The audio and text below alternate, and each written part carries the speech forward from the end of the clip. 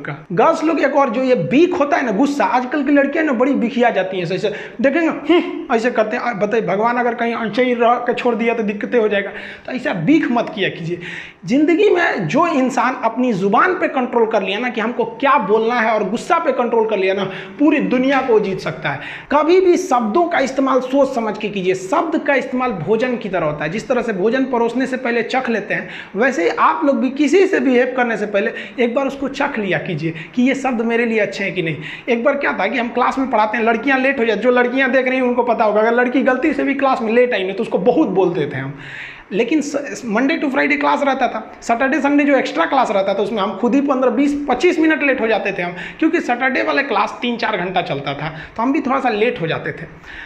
कोई लड़की बोलती नहीं थी। एक दिन एक लड़की बोली कि सर बताइए ना, हम लोग 10 मिनट लेट कर देते हैं, 5 मिनट लेट करते हैं तो आप इतना बोलते हैं, आज आप इतना लेट आए हैं, लेकिन क्या करें, आपको तो बोलने वाला कोई है नहीं है। इनडायरेक्टली वो लड़की हमको बोलना ही चाहती थी कि आप क्यों लेट आ रहे हैं। लेकिन ज़रा सोचिए, अगर वही कहती कि हम लेट आते हैं तो बोलते हैं, आप लेट आएंगे तो कोई नहीं बोलेगा, क्या है, बात तो सेम है।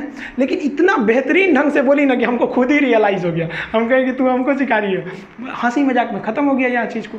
तो ये अगर आपको बोलने का तरीका आ गया ना, तो आप किसी को डांट भी दीजिएगा तो उसको समझ में नहीं आएगा कि जो हमको डांट रहा था, रियली में तो हमको डांटिए रही थी वो, लेकिन कितना घुमा के डांटी।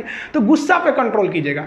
आप दुनिया में कभी किसी को खुश नहीं रख सकते हैं, और आप कितने बुलंदी पे चले जाएंगे ना, लोग आपको गाली देने वाले मिलेंगे ही। आप राष्ट्रपति से लेकर देखिए, आप नरेंद्र मोदी से तो बड़े नहीं ना हैं, प्रधानमंत्री, उनको भी आपको देखिएगा गाली देने वाले मिलेंगे सब। आपको हम अपना एग्जांपल देते हैं, हम इतना मेहनत से चाइना बॉर्डर पे क्या हो रहा है, कहाँ क्या हो रहा है, इतना बेहतरीन ढंग से आपको बता देते हैं कोई भी चीज़ को।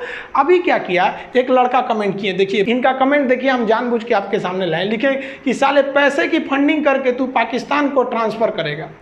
आप जरा देखिए, ये भाई साहब को मेरे लिए कुछ नहीं पता है।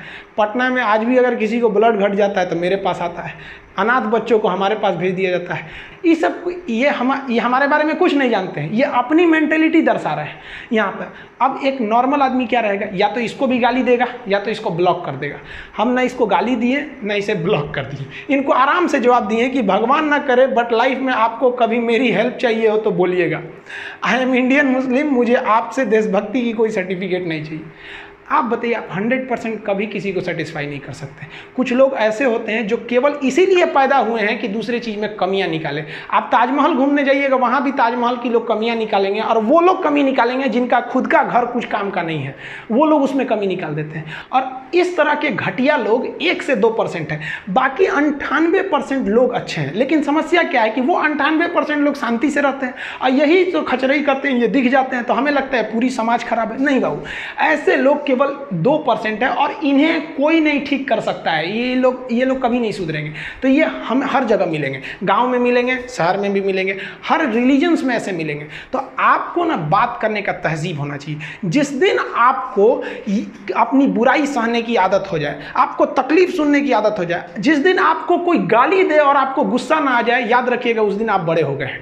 उस दिन समझ जाइएगा कि हाँ हम बड़े हो गए, अब नहीं। वरना ऐसा नहीं कि दाढ़ी मूंछ आ गए आप बड़े हो गए तो इससे बड़ा कहा जाता है। इंसान मेंटली बड़ा होता है। आपको पता है, ये भाई साहब मेरा फिर से रिप्लाई किए थे कि सॉरी सर हम आपके बारे में बोल दिए, लेकिन अगर हम इसे गाली देते तो ये फिर पलट के गाली देता, क्योंकि शुरुआत में ही गाली दिया हुआ था। तो सत्य और अहिंसा का मार्ग आज भी जिंदा है, केवल अपने जुबान पे आप कंट्रोल रखें।